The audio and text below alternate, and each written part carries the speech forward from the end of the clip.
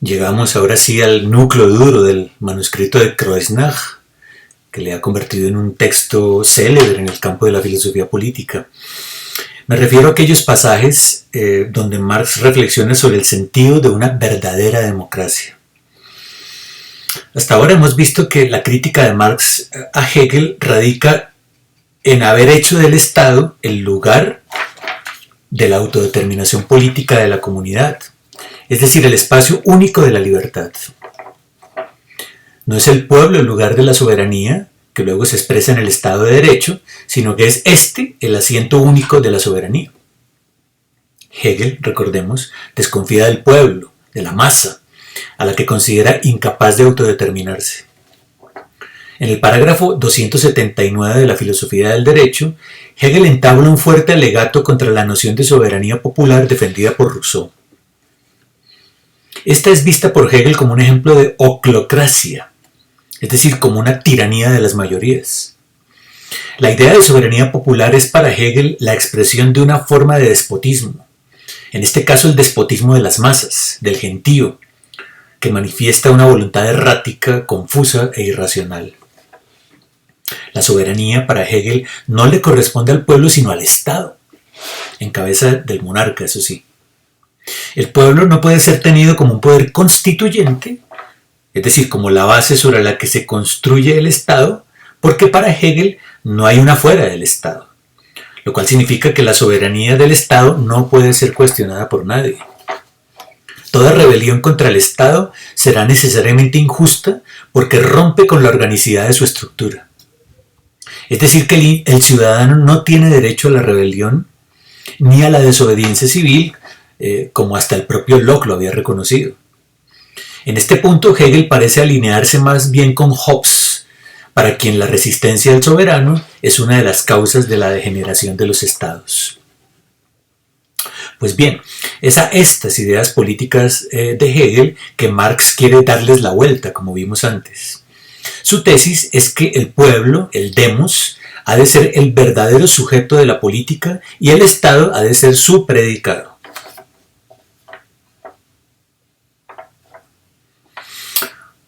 Es decir, no es el Estado el que produce la autodeterminación de la comunidad política, sino que es esta la que produce al Estado. O dicho de otro modo, antes de la constitución del Estado, ya se ha producido la autodeterminación política de la sociedad. Ya se ha manifestado hoy un poder constituyente que no es el Estado. Y es a esto que Marx llama la democracia. Voy a leer un pasaje largo, pero que es muy importante, es el pasaje clave, me parece a mí, de todo el manuscrito. Dice, cito, la democracia es la verdad de la monarquía, pero la monarquía no es la verdad de la democracia. La monarquía es necesariamente democracia como incongruencia consigo misma, pero el momento monárquico no es ninguna inconsecuencia en la democracia. La monarquía no puede comprenderse por sí misma, pero sí la democracia. En la monarquía es una parte la que determina el carácter del todo. Toda la constitución tiene que modificarse con arreglo a un punto fijo. La democracia es la constitución genérica. En la monarquía, el todo, el pueblo, aparece subsumido bajo uno de sus modos de existencia, la constitución política. En la democracia aparece la constitución misma solamente como una determinación, que es además la autodeterminación del pueblo. En la monarquía tenemos el pueblo de la constitución. En la democracia, la constitución del pueblo. La democracia es el enigma resuelto de todas las constituciones.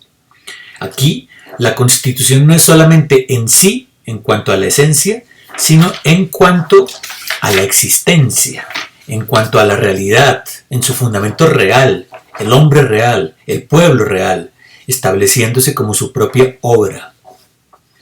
La democracia es a las demás constituciones lo que el género a sus especies. La democracia es a todas las demás formas de Estado como su Antiguo Testamento. El hombre no existe en gracia a la ley, sino que la ley existe en gracia al hombre. Es la existencia humana, mientras que en otras es la existencia puramente legal. Tal es la diferencia fundamental de la democracia. La democracia es, por tanto, por primera vez, la verdadera unidad de lo general y lo particular. En la democracia, el Estado político no es más que un contenido particular en cuanto a una forma de existencia particular del pueblo. En la democracia, el Estado en cuanto particular es solamente lo particular y en cuanto general, realmente lo general. Los franceses modernos conciben esto en el sentido de que en la verdadera democracia desaparece el Estado político. Y esto es verdad en el sentido de que como Estado político, como constitución, no rige ya para el todo. Fin de cita, páginas 343 y 344, pasaje muy importante que necesitamos analizar por partes. En primer lugar, Marx realiza una comparación entre la monarquía y la democracia, pero no en tanto que formas de gobierno, esto es importante, tal como lo había entendido la tradición filosófica desde Aristóteles. Más bien, Marx entiende la democracia como un telos, anclado en la naturaleza comunitaria del hombre. Recuerden, la idea del hombre como ser genérico. Un telos hacia el cual tienden todas las formas de gobierno. La democracia, por tanto, no es una forma de gobierno más, junto con la monarquía o la aristocracia, sino que es la esencia misma de la vida política del hombre como ser genérico. La democracia no es, pues, sino la realización de la naturaleza social del hombre. De esto se sigue, entonces, que la monarquía no puede ser entendida desde ella misma, sino desde su esencia, que es la democracia. La monarquía, dice Marx, no es otra cosa que la democracia como incongruencia consigo misma. O, para utilizar el lenguaje dialéctico de Hegel, la monarquía es una democracia que no es en sí, sino que está fuera de sí, alienada bajo una forma monárquica. Lo dicho entonces, la democracia es el principio político que subyace a todas las formas de gobierno. Es su enigma resuelto, como dice Marx, pero que tan solo se despliega en el transcurso de la evolución histórica de los pueblos. Por eso es un error identificar la democracia con el Estado. No existe propiamente un Estado democrático, diría Marx acá. Lo que puede existir es un pueblo que se da a sí mismo una constitución democrática, en expresión de su completa soberanía. Pero esta no radica en el pueblo. La soberanía no radica en el Estado, sino en el pueblo que se da a sí mismo una ley.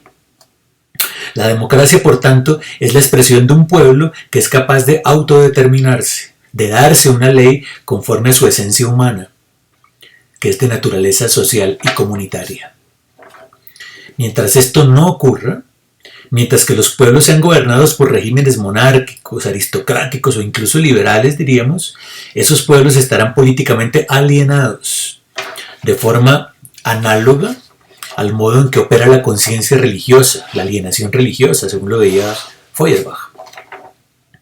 Para que el hombre tome conciencia de su propia naturaleza libre, y este, recordemos, es el signo de los tiempos modernos, es imprescindible que el hombre pueda autodeterminarse políticamente. No basta, dice Marx, con tomar conciencia de su alienación religiosa, como decía Bruno Bauer e incluso el propio Feuerbach.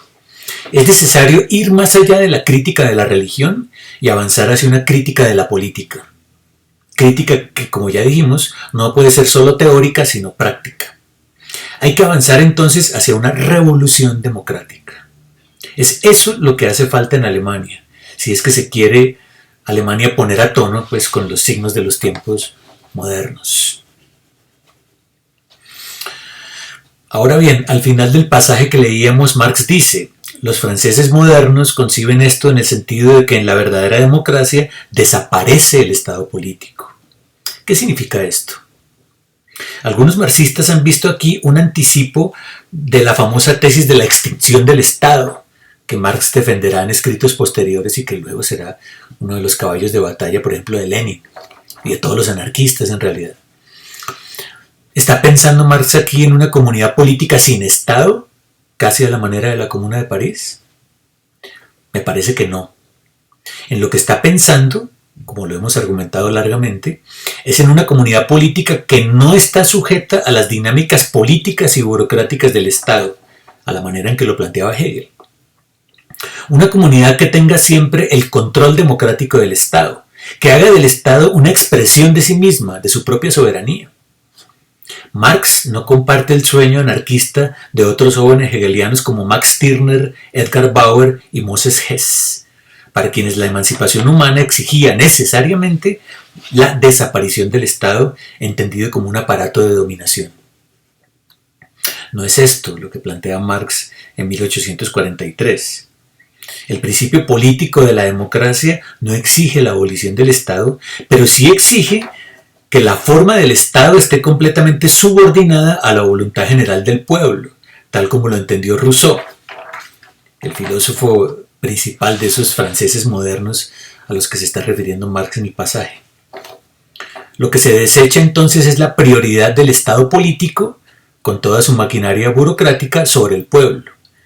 Lo que se está criticando es la separación del Estado de la comunidad política y el haber situado al Estado por encima de esa comunidad política, tal como lo hizo Hegel. Bien, cerramos el círculo y empecemos a conectar este manuscrito de Kreuznach con la introducción a la crítica de la filosofía del derecho de Hegel que vimos en la sesión anterior. Marx aboga por la democracia como forma de autodeterminación popular, según acabamos de ver. Y en Alemania, país situado a medio camino entre la Edad Media y el mundo moderno, por eso decía que era una especie como de tercer mundo, ese pueblo estaba formado, no se había formado políticamente, decía Marx en los textos sobre el corte de leña.